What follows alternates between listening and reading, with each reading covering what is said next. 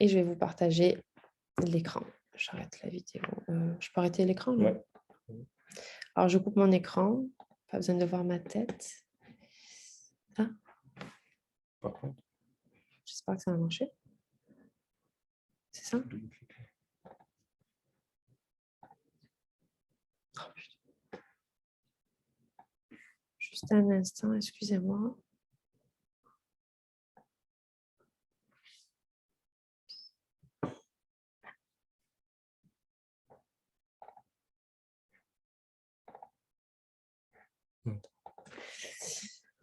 C'est juste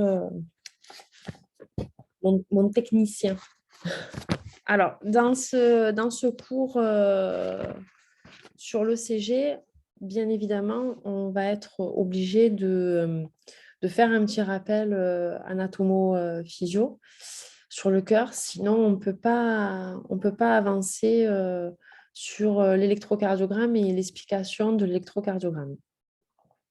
Donc, j'imagine que tous, vous avez déjà de l'expérience. Ça ne va pas être une découverte. Par contre, ça peut être intéressant justement d'avoir ce rappel anatomo-physio. Il y a des choses pour lesquelles on a peut-être oublié. On ne va pas forcément se documenter tous les jours. Donc, ça va être assez succinct, mais c'est essentiel. J'ai un petit souci technique, je m'excuse.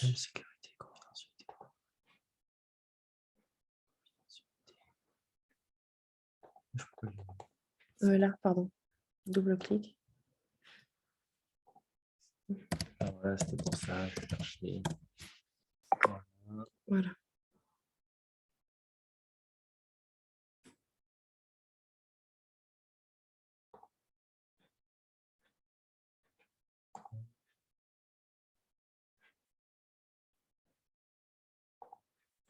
En principe, ça devrait être bon. Voilà, ça y est, on y est. Non, c'est pas celui-là. Le zoom, il est là. Non. La PowerPoint, voilà. Voilà. Follower.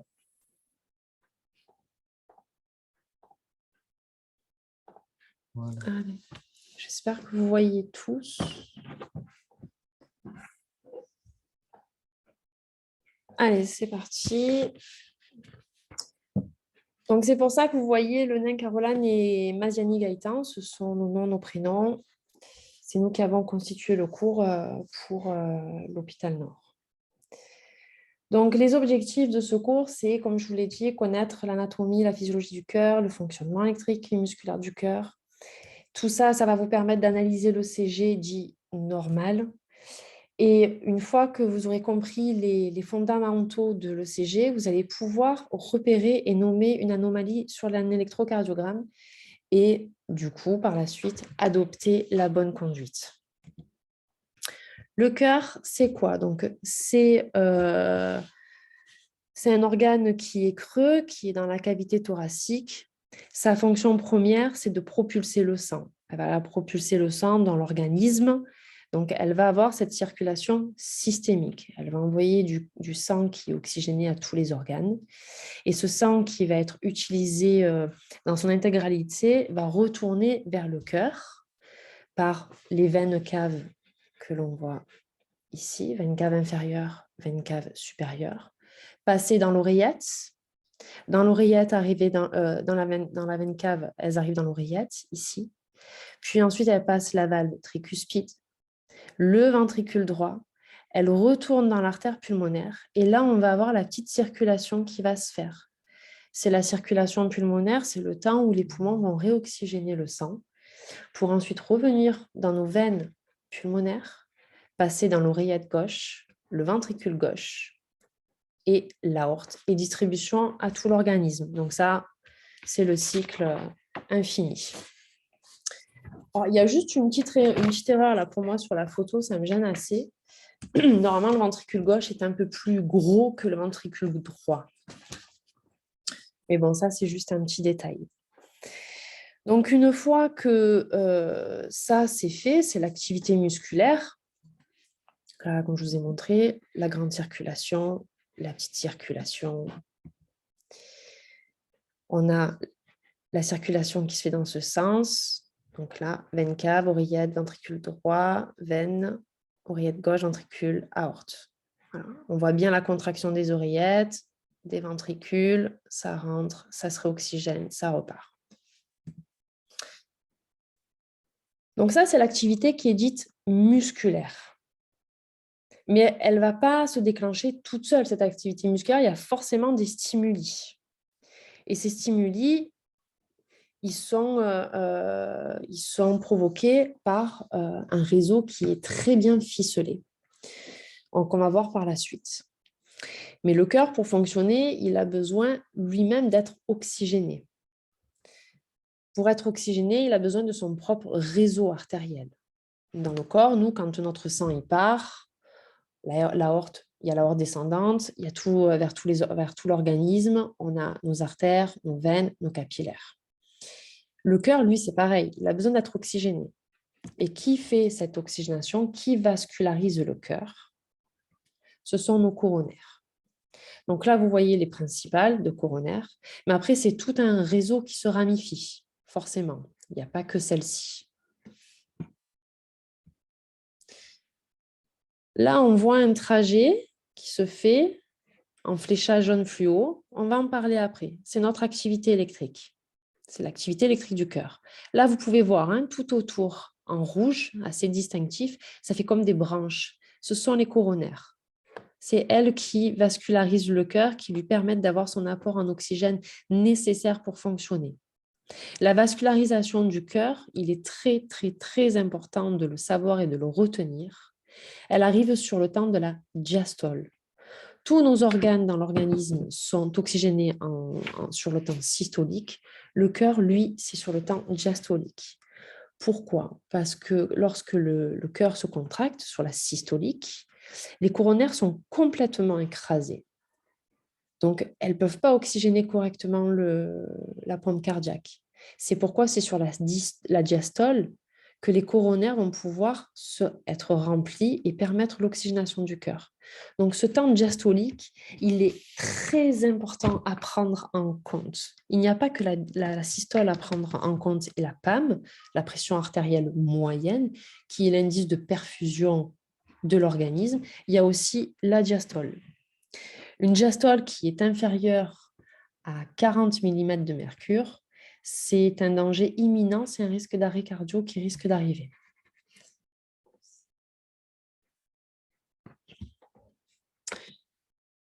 Donc ça, c'est le petit rappel. Et je vous ai dit, là, vous voyez, ces fléchages jaunes, ça correspond à l'activité électrique. L'activité électrique du cœur, elle précède toujours l'activité musculaire. On voit qu'il y a un début qui se passe en vert dans l'oreillette droite, qui ensuite vient entre les oreillettes et les ventricules, et puis après un réseau bleu qui va descendre tout le long des ventricules et les envelopper totalement. On a donc ici, pour ceux qui se rappellent, le nœud sinusal. C'est concrètement le pacemaker du cœur. Lui, il vient déclencher nos oreillettes. C'est ce qui nous permet d'avoir sur l'électrocardiogramme l'onde P. Ensuite, cette conduction électrique va venir s'amorcer au niveau du nœud auriculo-ventriculaire qui va déclencher le faisceau de His que l'on voit descendre le long des deux ventricules et remonter. Ça correspond à notre complexe QRS. Et ce faisceau de His, qui est très, très, très bien fait, c'est qu'il vient là sur les côtés, mais il y a un réseau de Purkinje qui vient se mettre sur les branches du faisceau de His. On va voir dans une image, juste, peut-être c'est celle d'après. C'est pas celle d'après, c'est celle encore d'après. Vous verrez, on verra bien ces petites branches de ramification qui forment le réseau de Purkinje. Donc voilà, il faut bien comprendre que toute activité musculaire est précédée d'une activité électrique. L'activité électrique d'abord va donner une réponse musculaire. Il y a un sens de circulation. Ça commence par un point puis un deuxième, puis un troisième. Il faut voir votre activité électrique comme un carrefour de feu tricolore. On ne passe pas au rouge, on ne passe pas à l'orange, par contre, on passe au vert. Là, c'est exactement pareil. Quand il y en a un qui se déclenche, les autres sont tous au feu rouge. Donc, quand notre nœud sinusal est au feu vert, eux, ils sont au feu rouge, lui, il est au feu rouge. Quand la conduction électrique se fait, là, nous avons notre nœud auriculaire qui passe au feu orange. Donc, on ne va pas tarder à accélérer. Lui, il s'est mis en feu rouge. Donc là, on passe au feu vert. Là, entre-temps, ça passe au feu orange. Et dès que lui s'est mis au rouge, hop, feu vert, le faisceau de His s'enclenche et vient englober la totalité des ventricules grâce au réseau de Purkinje. J'espère que là, pour le moment, tout va bien, que je ne vous ai pas trop perdu. Dites-moi si tout se passe bien. Faites-moi un petit pouce dans le chat. Est-ce que vous avez besoin que je revienne sur quelque chose? C'est important là de bien avoir en tête l'activité électrique, hein. Sinon, on ne peut pas avancer.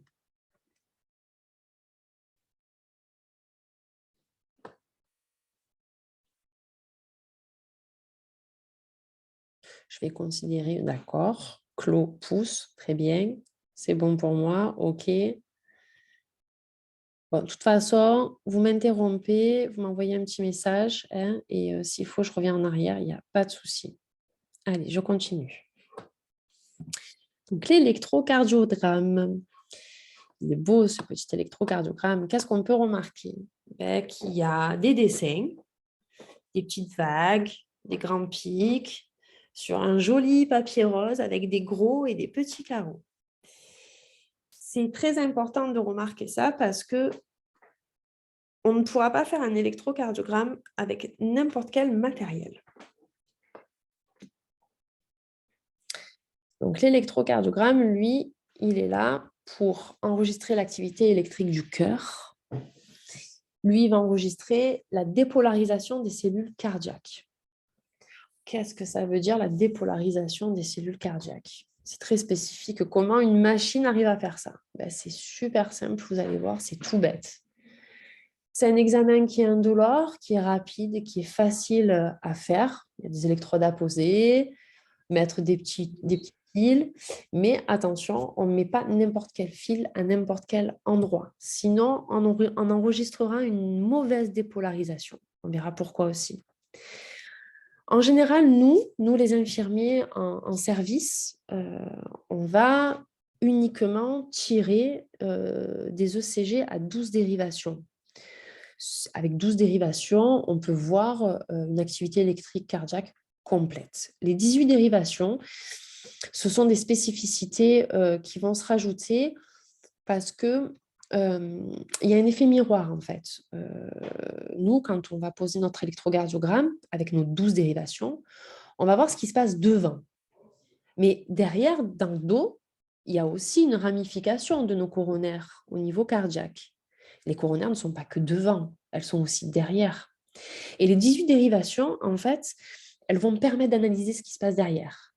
Il y a un effet miroir. Quand on se regarde dans le miroir, on voit son reflet, on arrive à se toucher. Là, c'est pareil. Quand on va faire nos 12 dérivations, on va voir ce qui se passe dans le plan frontal.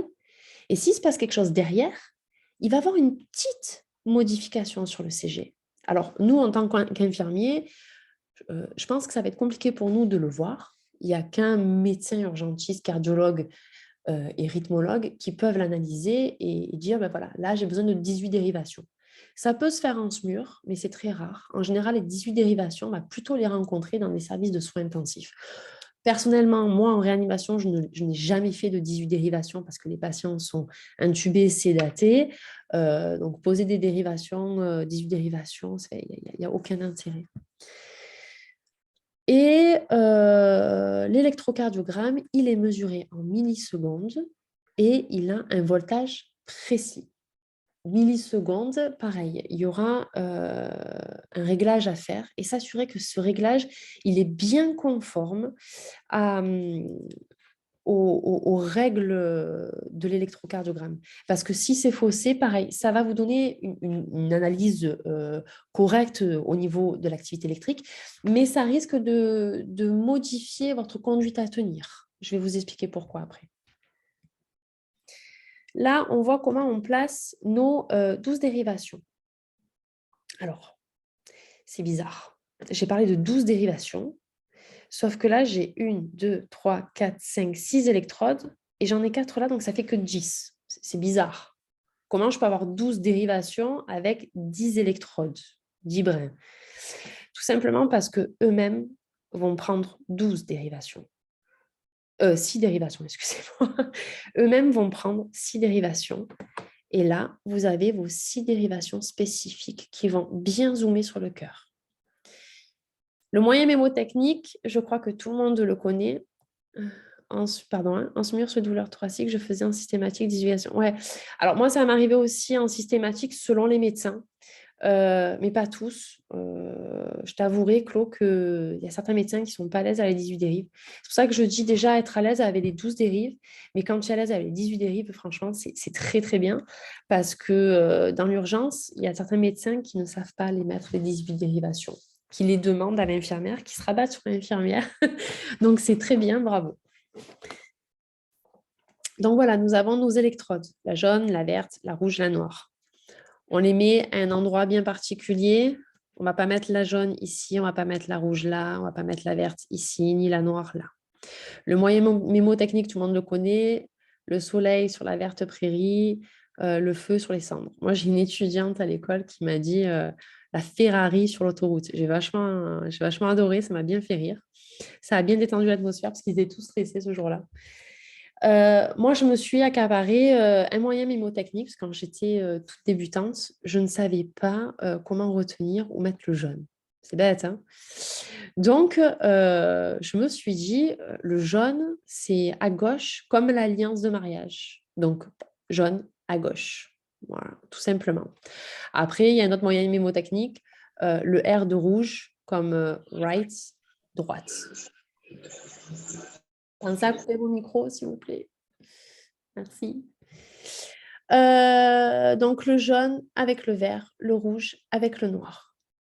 Pourquoi l'importance de bien mettre l'électrode rouge en haut à droite? C'est que si on la met ailleurs, il va y avoir une inversion des fils et ça va fausser votre électrocardiogramme. Donc, j'insiste vraiment, faites très attention à ça. Vous pouvez les mettre, donc les deux, la jaune et la rouge, en haut, au niveau des épaules. Excusez-moi. En haut sur les épaules. Donc, si vous mettez au niveau des épaules, pensez à les mettre au niveau de l'aine, la verte et la noire. Comme si vous mettez au niveau des poignets la rouge et la jaune, on met bien aux chevilles internes, à l'intérieur. On met nos électrodes. Il faut que ça soit espacé parce qu'il faut voir les électrodes comme des caméras. On va avoir une caméra ici, une caméra là, une caméra là, une caméra là, des caméras ici, ici, ici, ici. Elles sont là pour voir des endroits du cœur. Là, on est assez loin et là, on est assez proche. Lui, l'électrode rouge, c'est le potentiel négatif. Il va permettre d'accéder à tous nos potentiels positifs. Lui, il va permettre, avec le démarrage, de dessiner ce joli graphisme qu'on va avoir. Donc là, on a un aspect très espacé au niveau du cœur. Et là, ça sera très frontal, ce sera très, très proche. C'est pour ça que sur votre ECG, il y aura un côté à gauche avec AVR, AVL, D1, D2, D3 et AVF. Et là, vous avez V1, V2, V3, V4, V5, V6. Je crois que je ne vous ai pas mis dans le CG. Non, je ne vous l'ai pas mis dans le CG, mince. Je vous donnerai le cours de toute façon. Vous m'enverrez sur Messenger vos mails ou ouais, sur Messenger, vous pouvez m'envoyer en privé si vous ne voulez pas que tout le monde ait votre mail. Comme ça, je vous enverrai le cours pour ceux qui ne l'ont pas. Ce que je n'ai pas rajouté dans la diapo, c'est bête. Dans le cours, vous verrez à quoi correspond AVR au niveau de l'orientation du cœur. C'est très important de savoir ça. Là, ça paraît très difficile à comprendre, mais en fait, c'est tout bête. Et quand vous aurez votre schéma sous les yeux, vous allez vraiment dire « Ah ouais, en fait, c'est tout con, quoi. » Allez, j'avance. C'est parti. Donc là, voilà, c'est les dérivations que Claude a l'habitude de faire en systématique en SMUR. Je ne m'étends pas là-dessus. Hein. Vraiment, ce qui est essentiel à retenir là, c'est les 12 dérives. Donc, comment on analyse un ECG? Alors, pour analyser un ECG, on a besoin d'un électrocardiographe, d'électrodes et de brins qui sont adaptés à la machine et qui sont fournis avec la machine par le biomédical. Mais ce n'est pas simplement l'acte de poser les électrodes et de bien brancher les fils. Il faut avoir un minimum de renseignements et savoir quels sont les conseils qu'on va donner à notre patient pour tirer cet électrocardiogramme. Pour tirer l'électrocardiogramme, on a besoin d'un patient qui est calme dans la mesure du possible. En fait, je m'explique. Quand on va tirer l'électrocardiogramme, on lui demandera de ne pas parler, de ne pas bouger et de respirer tranquillement. Bon, s'il a mal, après, il fera comme il peut. Hein, ça sera compliqué. On lui soulagera la douleur si c'est une douleur thoracique. Mais il faudra vraiment lui demander de ne pas bouger, de ne pas parler. Sinon, ça va parasiter notre électrocardiogramme. On lui demandera ses antécédents, son âge, son sexe, vous le verrez, hein, si c'est un homme ou une femme. Très important aussi de connaître son traitement médicamenteux parce que ça peut impacter sur l'électrocardiogramme. Et l'importance de connaître les antécédents, c'est que si c'est quelqu'un qui est coronarien connu, qui a déjà fait plusieurs infarctus du myocarde, qu'il est traité pour ça, on aura des impacts sur l'électrocardiogramme. Il y a forcément des séquelles, surtout si c'est un infarctus du myocarde qui a peut-être été très long à être pris en charge. On aura besoin aussi de savoir si le patient est un grand sportif, parce que les grands sportifs, comme vous le savez, ont une fréquence cardiaque qui va probablement être basse. Donc, la fréquence cardiaque qui va s'afficher sur l'électrocardiogramme, il ne faut surtout pas qu'elle nous alerte si c'est juste un grand sportif. Bon, après, je m'entends avec grand sportif. Hein. C'est pas tonton Jojo qui fait le footing de 30 minutes une fois tous les 15 du mois. Hein. C'est vraiment le grand sportif. Il faudra aussi regarder sur la machine quand on la démarre, le voltage et la vitesse de programmer. On doit avoir un voltage à 10 millivolts et une vitesse à 25 millisecondes. Pourquoi c'est important? Parce que si les réglages sont mal effectués, on peut interpréter mal le CG et peut-être faire un traitement qui n'est pas adapté à la personne.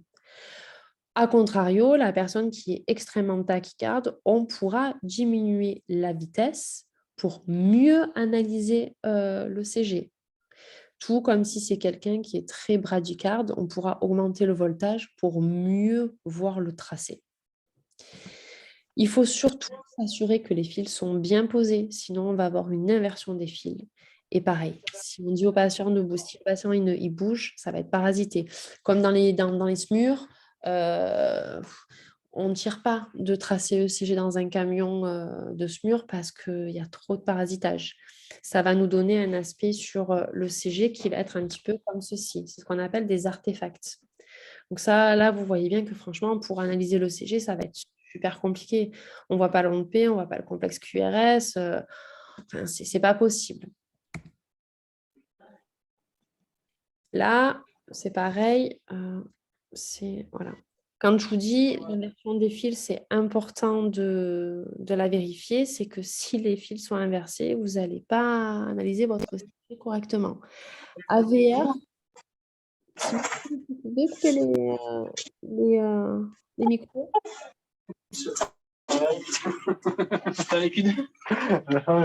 Quand il y a minuit, c'est toujours un peu. Ah, ouais. Coupez vos micros. Même à la retraite, hein. Ah, ouais. J'ai pas gagné, hein, 65.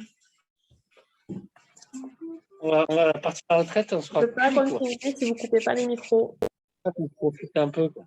Tu vas pas me dire que tu arrives à suivre un cours comme ça, là, machin, en écoutant une parole toutes les 4 minutes. Et tu veux pas le réécouter, le cours après? Si, elle va l'envoyer. Elle va l'envoyer, mais Allez, je c'est vais bien. voir mon petit neveu. Tu ne peux pas continuer tant que le micro n'est pas coupé. Hein. Je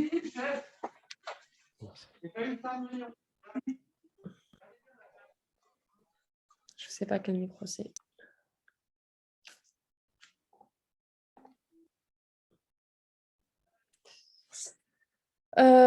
Donc voilà, toujours vous assurer d'avoir les électrodes, les fils qui sont bien branchés parce que si vous avez une inversion des électrodes, vous le verrez de suite.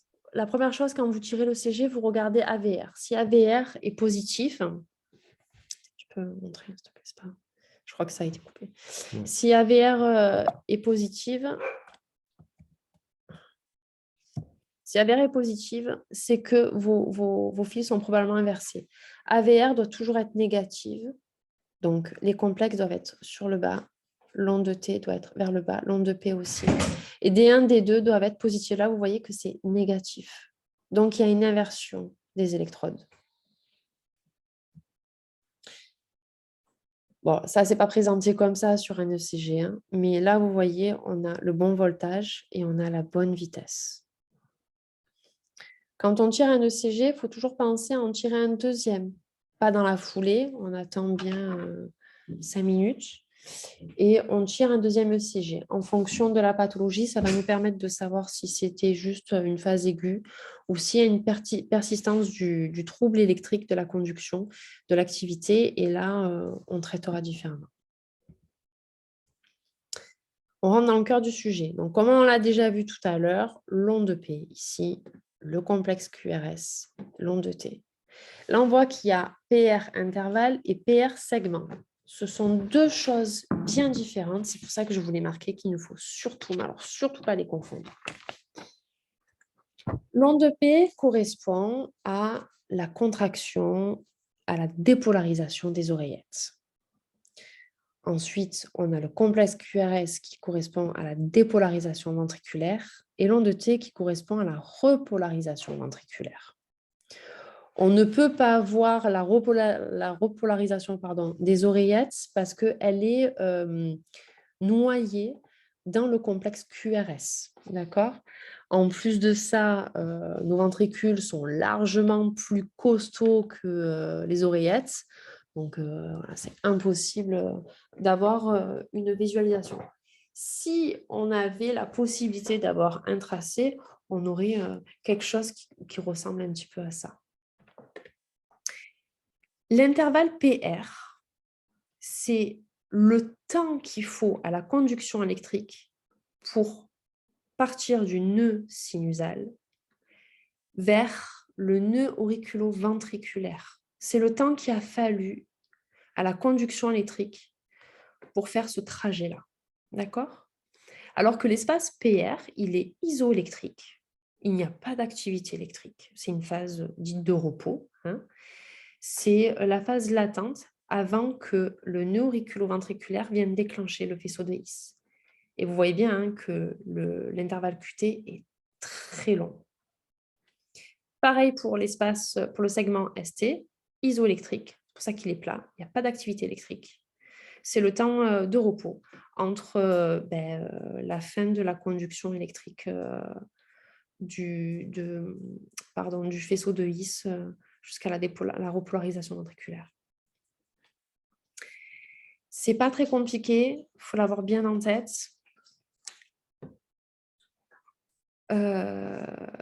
C'est une gymnastique, hein. Vraiment, c'est quelque chose qui est très très simple. Une fois qu'on a compris que P, c'est dépolarisation oreillette, QRS, dépolarisation ventriculaire et T, repolarisation ventriculaire, après tout ça, là, voilà, PR intervalle, QT intervalle, ça va être quelque chose de très spécifique dans lequel vous pourrez vous plonger par la suite pour comprendre.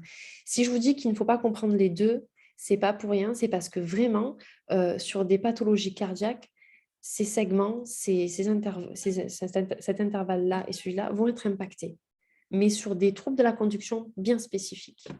Donc, c'est pour ça que je vous dis, pour l'instant, on fait du basico-basique. là, voilà, on le reprend. L'onde P correspond au nœud sinusal, qui est le pacemaker du cœur, qui vient déclencher les oreillettes. La conduction électrique de l'intervalle PR entre nœud sinusal et nœud auriculo-ventriculaire, il est là. Et l'espace PR, c'est ce temps de latence entre les deux. Complexe QRS qui se déclenche, hop, on a la dépolarisation ventriculaire avec le réseau de Purkinje qui vient se ramifier tout autour pour avoir vraiment une dépolarisation efficace. Et on a notre intervalle QT qui est le temps où là, ça se déclenche jusqu'à revenir ici. Et puis, on a notre petit intervalle ST qui est là. Et là, on a la repolarisation ventriculaire. Concrètement, là, c'est quand les ventricules se remplissent. Alors, il y a un truc qui est bizarre, c'est que ce n'est pas une activité musculaire à proprement dit, puisqu'il n'y a pas d'activité électrique qui vienne engendrer la repolarisation ventriculaire.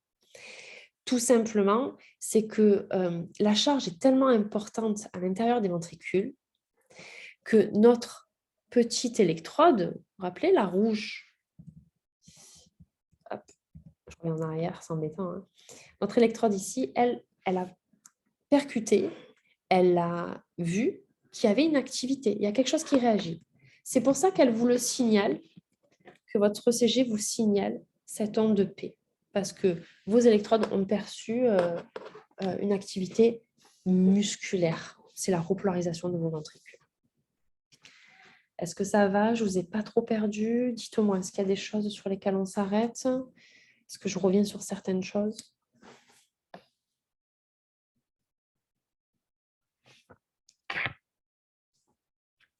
Un petit pouce, si tout est OK. Ça m'ira bien.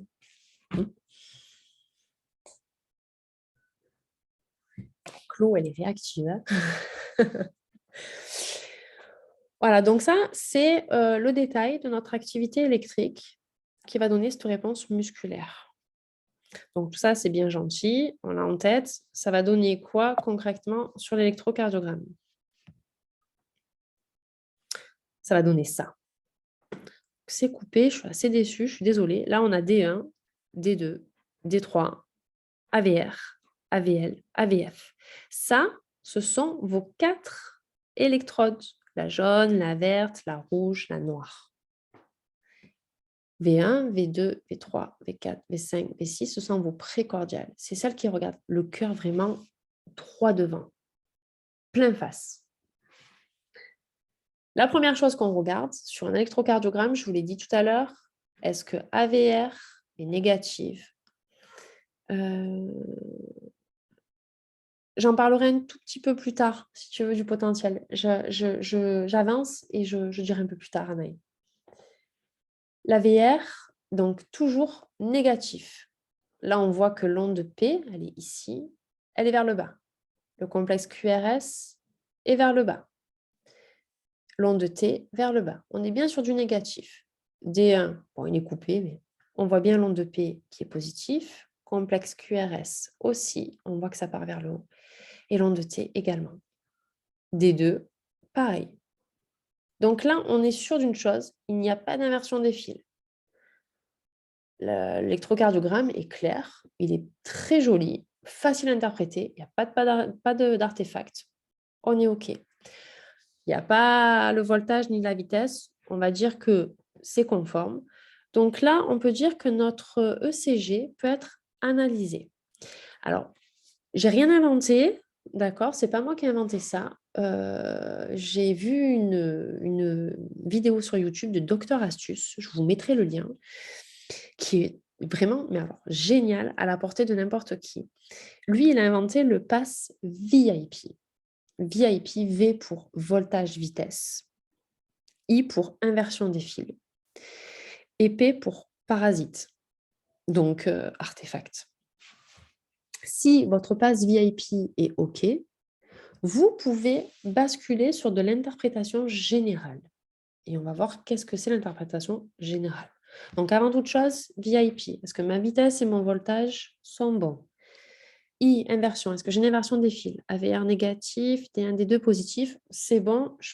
C'est bon. L'artefact, il n'y en a pas. Il n'y en a pas. Allez, c'est bon. Mon VIP, il est OK. Je peux passer à l'interprétation générale. Donc, l'interprétation générale, c'est quoi? Est-ce que j'ai une onde de P sur au moins 3 cycles? Ouais. C'est bon, j'ai mes ondes de P. J'ai mes complexes QRS, OK. J'ai mes ondes de T, OK. Voilà.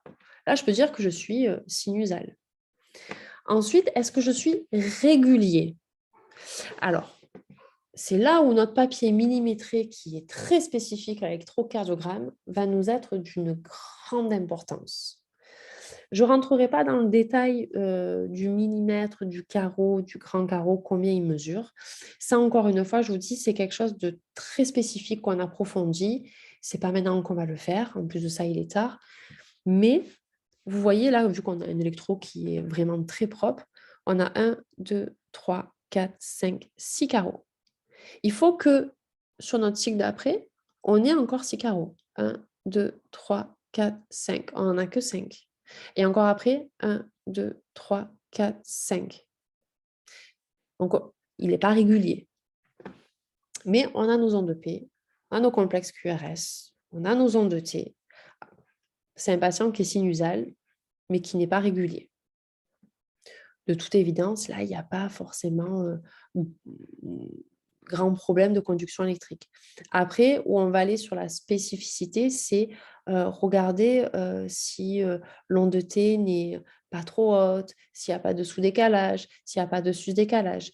Mais là, voilà, là, c'est l'interprétation générale. Est-ce que j'ai toutes mes ondes P, tous mes complexes QRS, toutes mes ondes T? Est-ce que c'est régulier? Est-ce que c'est irrégulier?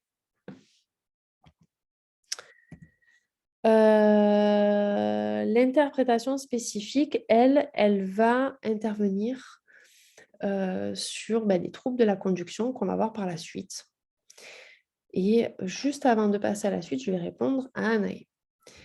Alors, elle me marque, s'il te plaît, le potentiel d'action, je veux savoir le mécanisme. Alors, le mécanisme, Anaë. C'est dommage que je ne puisse pas faire de petits dessins. C'est le désavantage avec les trucs à distance. On va prendre l'exemple d'une pile. Voilà, une pile qu'on met dans un jouet. Tu as forcément un potentiel moins et un potentiel plus. C'est ce qui va permettre de faire fonctionner le jouet. Mais il faut que tu vois ton électrocardiogramme de la même façon. Je reviens en arrière. Donc ici, tu auras ton potentiel moins. Et tous ceux-ci vont être des positifs. Si tu n'avais pas de potentiel moins, tu ne pourrais pas avoir d'analyse de CG. Donc, il faut toujours un moins et un positif pour avoir une analyse intracée. Est-ce que c'est suffisant? Est-ce que je peux passer à la suite? Tu vas me dire. Au pire, je t'ai... Ouais? Allez, ça marche.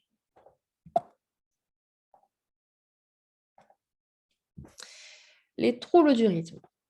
Alors, on va approfondir maintenant la lecture de notre CG. On a compris qu'il fallait un pass VIP. On a compris que pour avoir ce pass VIP, on pouvait basculer dans l'interprétation générale. Et quand on a basculé dans notre interprétation générale, on peut aller sur une interprétation spécifique. Les troubles du rythme, il y en a plein, plein, plein. J'imagine que vous en connaissez des tonnes comme moi. Bon, déjà, voilà, vous avez vu la définition. Les troubles du rythme, ce sont des anomalies de l'activité électrique. On peut être tachycarde, battre à plus de 100 par minute, ou être bradycarde et battre à moins de 50 par minute. Et ce qui caractérise une arythmie, c'est que c'est vraiment irrégulier. Toujours attention dans votre anamnèse, savoir si le patient est un grand sportif. Les personnes âgées aussi peuvent être bradycardes.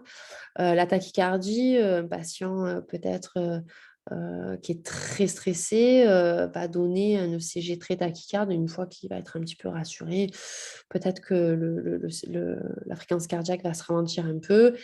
On va pouvoir retirer notre électrocardiogramme. Ça ne va pas forcément être un trouble du rythme.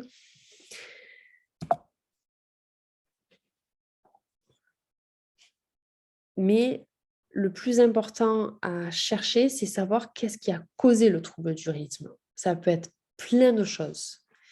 Forcément, on va de suite penser à des trucs comme l'infarctus du myocarde. C'est peut-être la première chose qui va nous venir en premier, sauf qu'il y a plein de choses.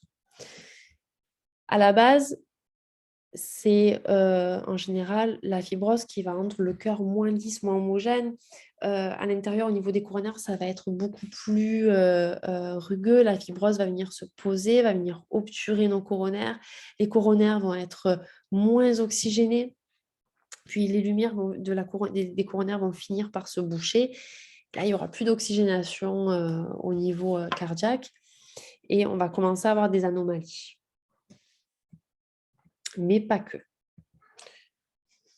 Je ne l'ai pas mis, excusez-moi. Non, je ne l'ai pas mis. Pourquoi je ne l'ai pas mis? Qu'est-ce qui peut entraîner les troubles du rythme? On a les traitements des patients, des surdosages, les antécédents du patient, un patient qui est connu pour faire de l'AFA, qui est appareillé par un pacemaker, parce que le pacemaker ne fonctionne pas très bien. Donc tout ça, c'est à prendre en compte et à bien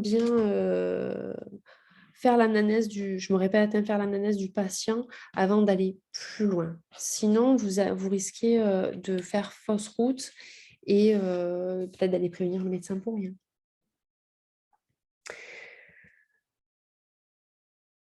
Les différents troubles du rythme. On a les tachycardies, les bradycardies, la fibrillation atriale, le flotteur, les extrasystoles, tachycardie ventriculaire, les torsades de pointe, les blocs de branche, les BAV. Attention, les BAV et les blocs de branche ne sont pas les mêmes choses. Je ne m'étendrai pas là-dessus ce soir, d'accord, parce que c'est très long. On peut, si vous voulez, éventuellement en parler a posteriori. Je peux faire un cours juste sur ça, mais pas ce soir. Surtout qu'en plus, on va être très clair, on n'est pas rythmologue, même nos propres médecins ne sont peut-être pas forcément capables de diagnostiquer certains BAV qui sont très spécifiques. On va voir vraiment les principaux ce soir. Tachycardie sinusale. Donc, on tombe là-dessus. On va tomber là-dessus. La première chose à faire, on a dit le pass VIP. Pass VIP, est-ce que AVR est négative? Négative. D1, D2 négative? Négative. Négative. OK. Pas d'artefact. Je suis bien. Et la vitesse et le voltage, on va dire que c'est bon. Voilà. Le pass VIP, il est confirmé. Je peux avancer. En 2P, j'ai complexe QRS-G et j'en ai plusieurs. Maintenant, est-ce que je suis régulière? Là, on voit que c'est plutôt régulier. Hein, c'est plutôt régulier. Donc, c'est une tachycardie sinusale. Regardez pas ça. Tachycardie sinusale d'un patient qui, bon, vous l'avez vu, épanchement péricardique. On voit qu'il y a une petite modification au niveau de l'onde de P. Ça mord le complexe QRS. Donc là, forcément, le patient, il n'a pas d'antécédent particulièrement connu, il n'y a pas de traitement particulier, il n'est pas stressé, pas angoissé. Si on est en service, le CG, on le prend, on avertit le médecin de suite. Hein, quelqu'un qui tape à 140, ce n'est pas normal.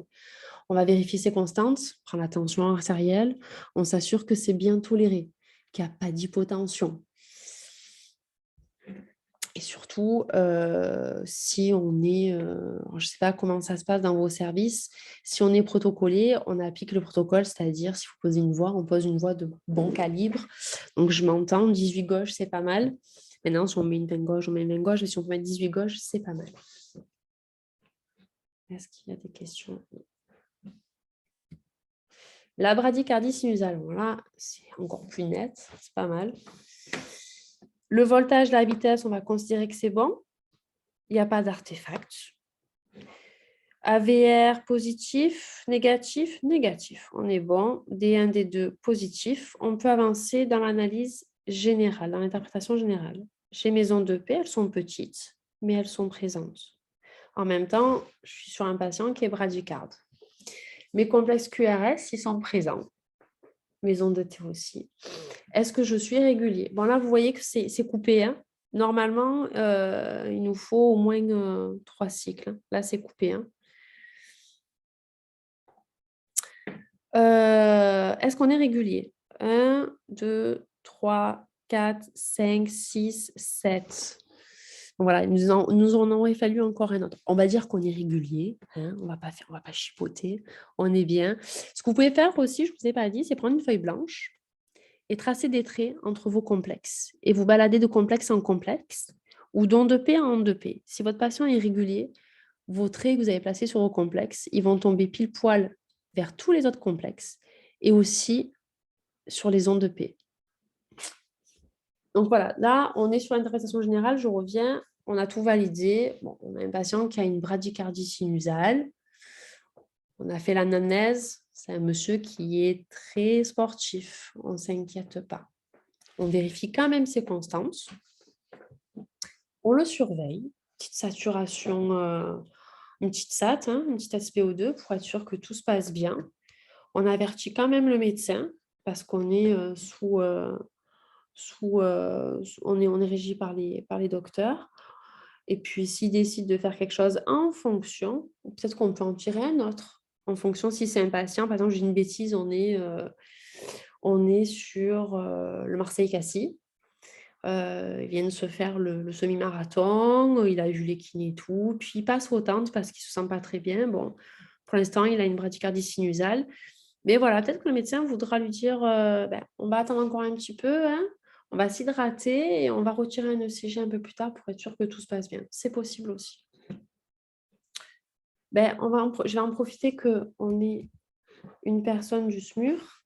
Claude, est-ce que toi, en SMUR, tu as déjà eu des cas de bradycardie sinusale chez des personnes sportives et est-ce que le médecin a décidé quelque chose en particulier?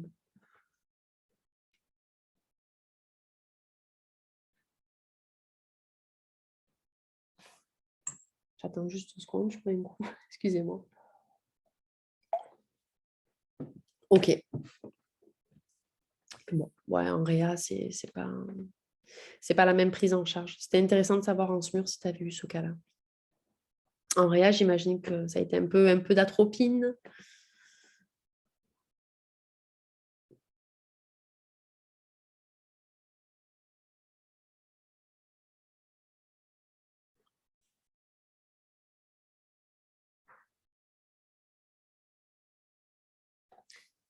Le temps que tu répondes, j'avance. Hop. Et là, on va basculer sur une petite chose très sympathique. La fibrillation atriale. À ne pas confondre avec le flotteur atrial. Ils sont assez similaires, mais ils sont assez opposés. Ah ouais, toi, tu fais de la neuro, ouais. Alors, je vous avertis de suite, je ne suis absolument pas forte en neuro. C'est un point faible, je n'ai pas honte de le dire. Donc, je ne vous ferai jamais de cours sur la neuro. Éventuellement, ça peut être mon compagnon qui a fait de la réa poly et qui a fait de la neuro. Mais moi, la neuro, c'est impossible. Bon, ben merci, super sympa. La fibrillation atriale. On va partir sur le pass VIP. Toujours, on commence par ça. Hein. C'est très redondant, je sais, mais c'est ce qui va vous permettre de pouvoir appréhender votre électrocardiogramme sereinement. Vitesse, voltage, on est bon. Il n'y a pas d'artefact. Est-ce qu'il y a une inversion des fils? AVR négatif? Oui. D1, D2 positif? Oui. Je peux me balancer sur l'interprétation générale. Est-ce que j'ai mes ondes de P? Alors, elles sont très petites, mais on les voit. On voit que là, il y en a une. Mais le problème, c'est que, en fait, là, on en a plusieurs. Elles sont petites. Ça vibre. Voilà. Et c'est ça que vous devez retenir. Fibrillation. On a l'impression d'entendre vibration. Ça vibre. Ça vous donne cet aspect-là. Est-ce que je peux zoomer? Non, je ne peux pas zoomer. Vous pouvez voir, hein, vous verrez sur Internet, sur e-cardiogramme ou juste en tapant dans Google Images fibrillation atriale image, vous verrez vraiment cet aspect des ondes P en vibration.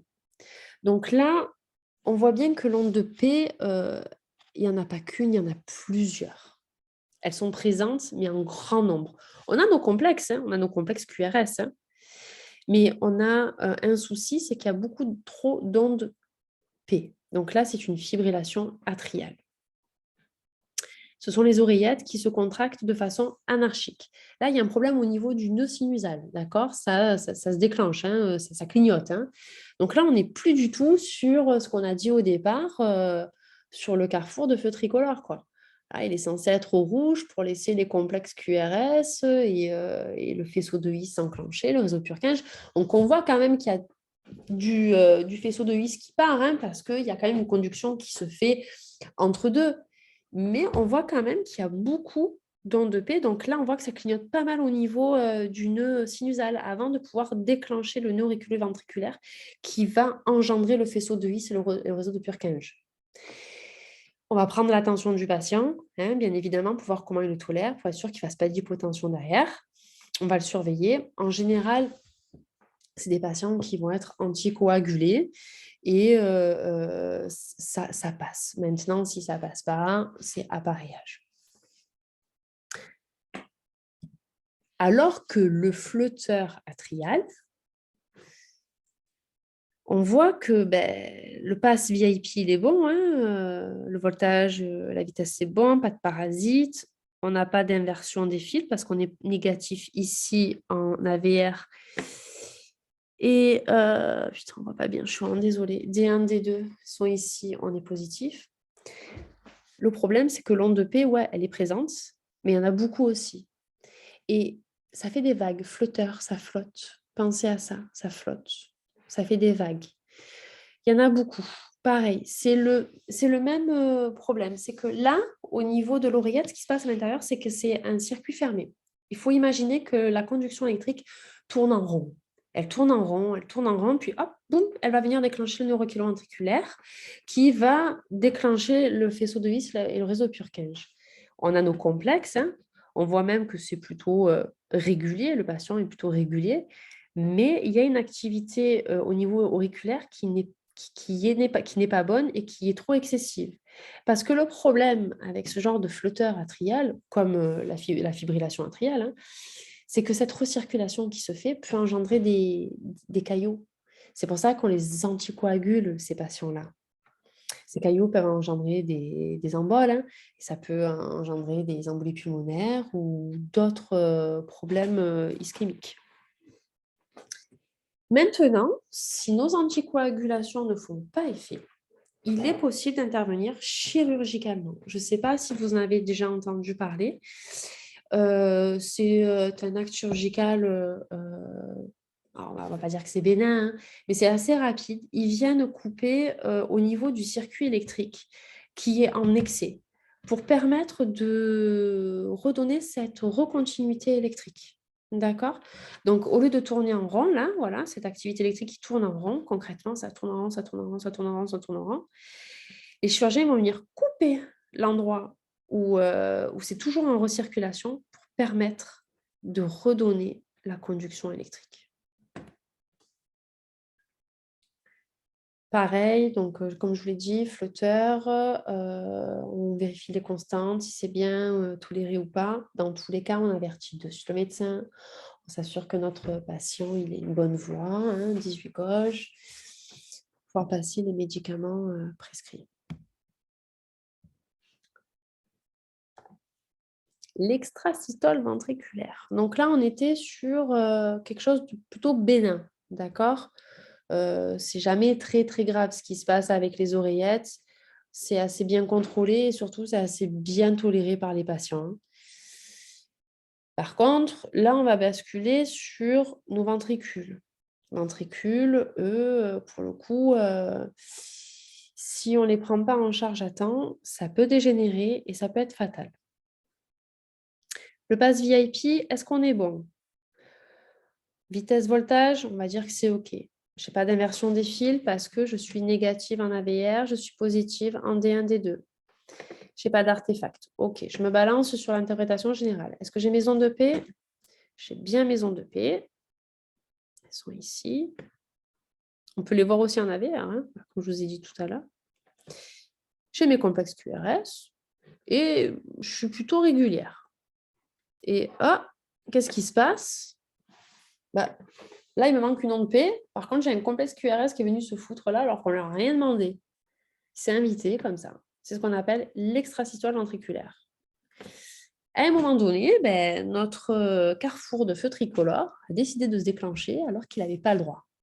Ça engendre une contraction, une dépolarisation ventriculaire beaucoup trop tôt. Bon, plus ou moins, il n'y en a pas trop. On voit que ça, voilà, là on voit au niveau coronarien, là, je vous ai bien dit, là vous avez vos précordiales. Hein. Votre tableau est coupé en deux. Hein. Là, ce sont vos quatre brins aux extrémités. Et là, ce sont vos précordiales. On voit qu'il y a un impact. Bon, on prend l'attention du patient, c'est bien toléré, il a une bonne SAT, il n'a pas de douleur particulière, il a Glasgow 15, donc il est bien conscient. On ne s'inquiète pas trop, mais on va quand même le signaler au médecin, d'accord? Parce que si ça se reproduit encore, là, il va quand même falloir se poser la question.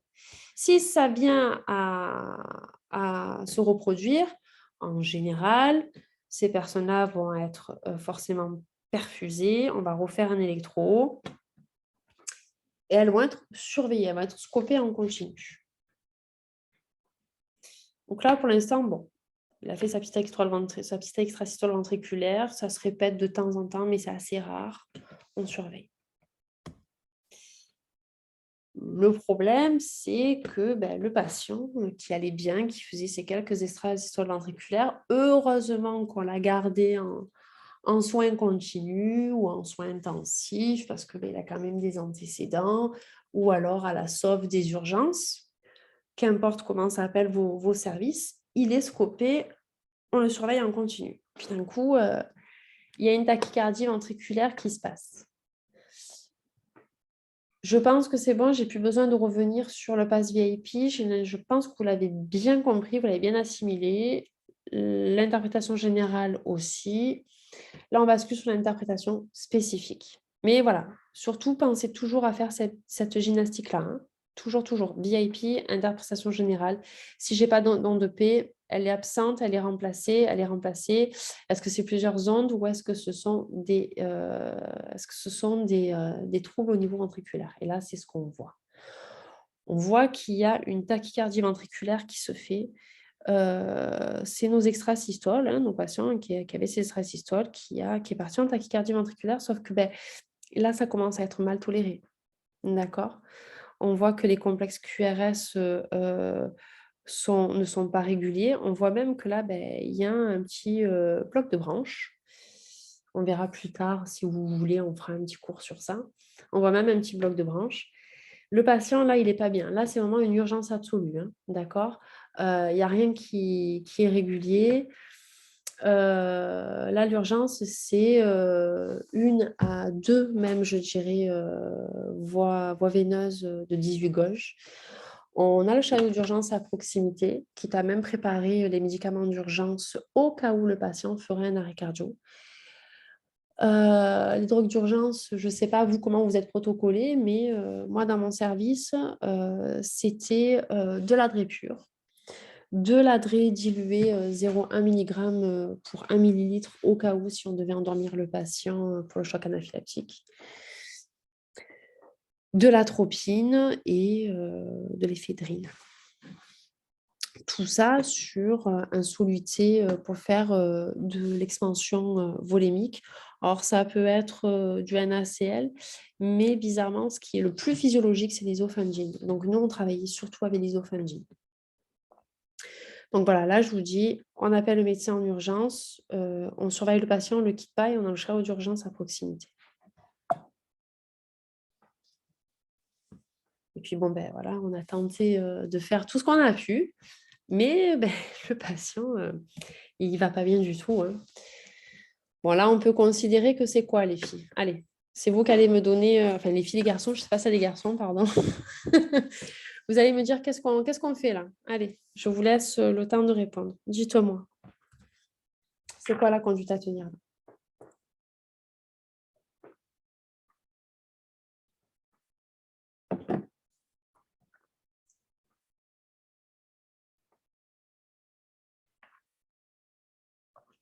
Est-ce qu'il vous paraît normal cette ECG? Est-ce que selon vous, le cœur se contracte bien?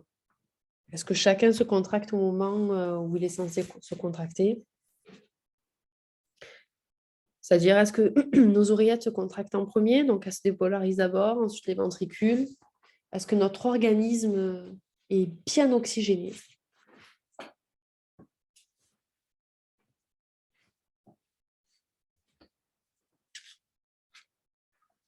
Là, concrètement, vous voyez bien qu'il n'y a plus d'ondes P, hein. On ne les voit plus, hein. Ce qui est dominant, là, ce sont nos ventricules. Et nos ventricules, ils font n'importe quoi. C'est l'anarchie la plus totale, hein. C'est un signe d'alarme, oui, tout à fait, Anaïs. Alors, Claude, c'est même plus qu'un choc, là. Là, c'est un arrêt cardiaque, concrètement. Là, votre patient, il est scopé, vous êtes soit en réa, soit en soins intensifs cardio, soit à la SOF, peu importe. Ou alors, votre patient, vous êtes en SMUR et puis d'un coup, il se passe ça. Concrètement, ça, c'est un arrêt cardiaque. Il faut imaginer vos ventricules qui se contractent de façon anarchique et qui n'ont plus aucune efficacité. Il n'y a plus d'oxygénation ni pour le corps, enfin pour l'organisme, ni pour les coronaires. Donc effectivement, là, c'est on masse de suite et on pose le DSA de suite. Il faut choquer immédiatement. Là, c'est un choc. Là, c'est un rythme qui est choquable. L'adrénaline, là, non, pas de suite parce que ce n'est pas nécessaire. Là, d'abord, il faut masser et choquer. Ce ne serait pas de l'adré éventuellement qu'il faudrait faire, ce serait plutôt de la cordarone. Mais la cordarone, elle interviendra uniquement si tu as fait 3 chocs et qui n'ont pas été efficaces. Là, on ne fait pas de l'adré de suite. L'adré, lui, va plus accélérer, il a ce rôle d'accélérateur, d'accord, sur la fréquence cœur.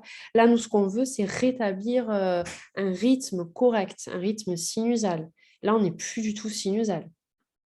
Là, c'est les flots clignotants, c'est le bordel, hein. Toutes les voitures, elles se choquent. Non, voilà. Là, on masse de suite. On pose le DSA, si on est, je dis DSA, si on le défibrillateur, pardon, semi-automatique, ou si le médecin demande le défibrillateur manuel pour programmer lui-même le nombre de joules à combien il veut choquer le patient. Donc voilà, ça, c'est considéré arrêt cardio. Et la torsade de pointe, vous allez avoir, pareil, très peu de temps pour réagir et ce sera exactement comme la fibrillation ventriculaire, hein, c'est la même prise en charge, hein. Là, on voit qu'il y a des petits prémices, hein. On voit qu'il y a des prémices. Alors, effectivement, D1, D2 sont négatifs, AVR est positif. Mais là, on voit que ça part vraiment en torsade de pointe. C'est assez régulier au niveau des intervalles entre les complexes, vous voyez. Alors que là, bon, ça fait des vagues, c'est pas bien dessiné, il n'y a pas de régularité, elles sont de plusieurs formes, de plusieurs tailles. Alors là, plus ou moins, ça se ressemble assez. Et voilà, ça, c'est une torsade de pointe. Donc là, pareil, hein, considérez que c'est comme un arrêt cardio, hein, là de suite, urgence absolue. Le Takotsubo, je ne sais pas si vous savez ce que c'est. Alors, la conduite à tenir, Anaïs, ça va être exactement la même, hein.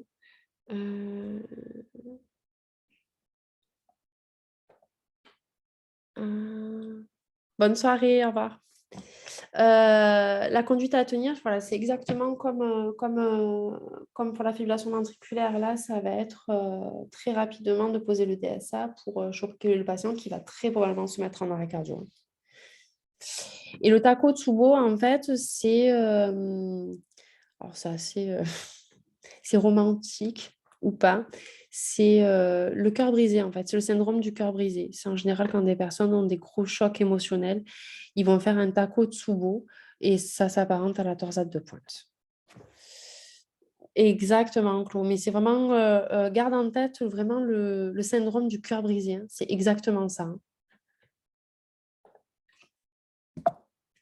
Et voilà, bloc de branche droit, bloc de branche gauche. Je pense que voilà, ça, on le verra plus tard. Pareil pour les BAV, si vous voulez, on fera un truc que là-dessus. On ne va pas s'étendre.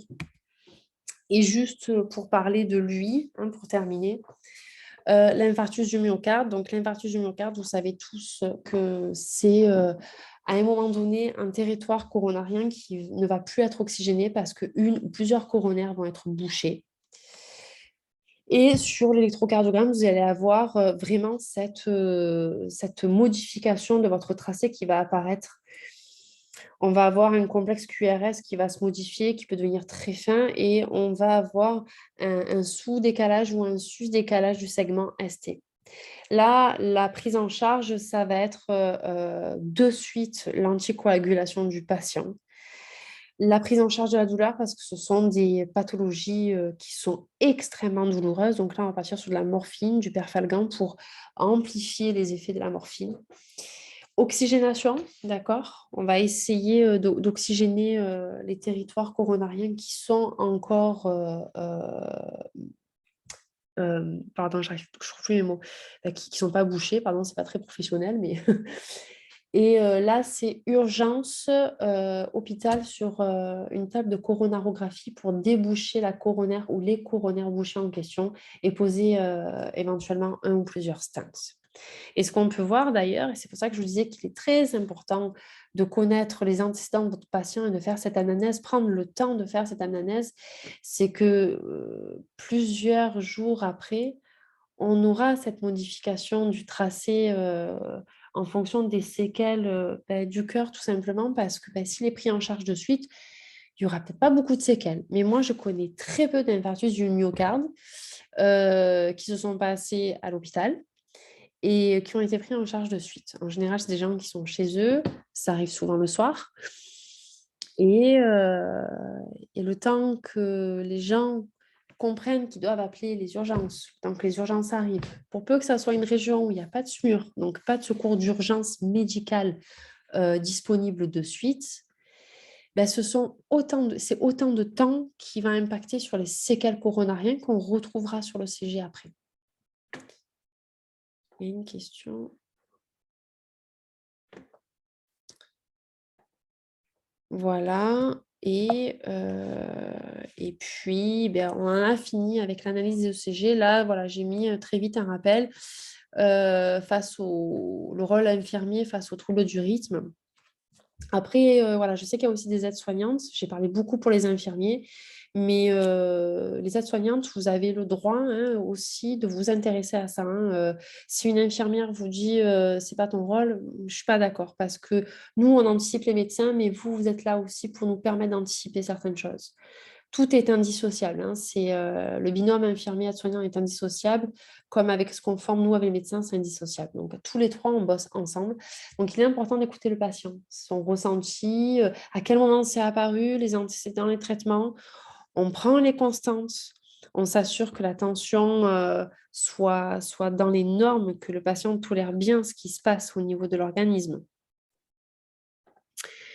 On fait son ECG, on en tire un, mais on en tire toujours un deuxième, à un temps un petit peu éloigné, 5 minutes peuvent suffire.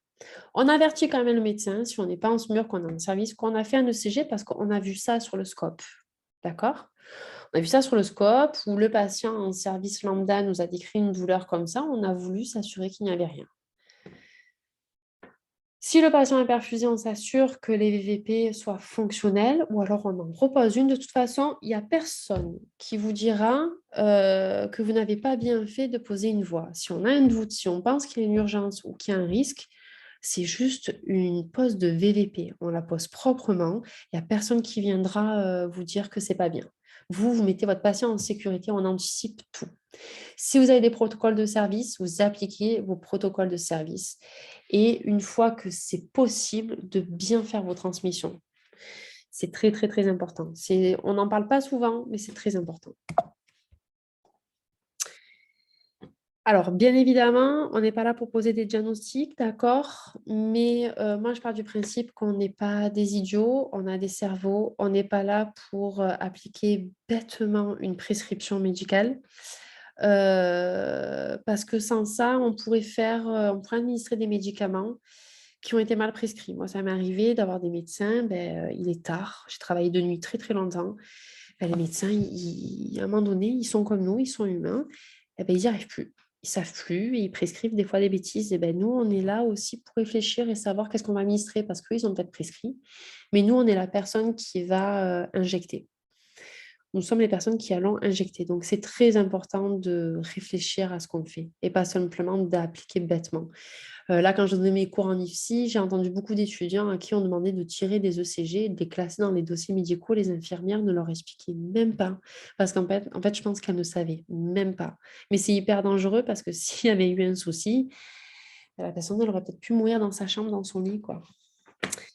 Donc voilà, pour moi, le rôle de l'infirmière, c'est très, très, très important et je suis très attachée, je suis très fière d'être infirmière, même si des fois, il y a des choses qui sont frustrantes, mais c'est pour ça que je m'évertue à vous dire et à dire à certains de mes étudiants et d'autres collègues de toujours, toujours aller se rafraîchir la mémoire, de toujours rester dans les bouquins, de toujours aller faire des recherches et se documenter.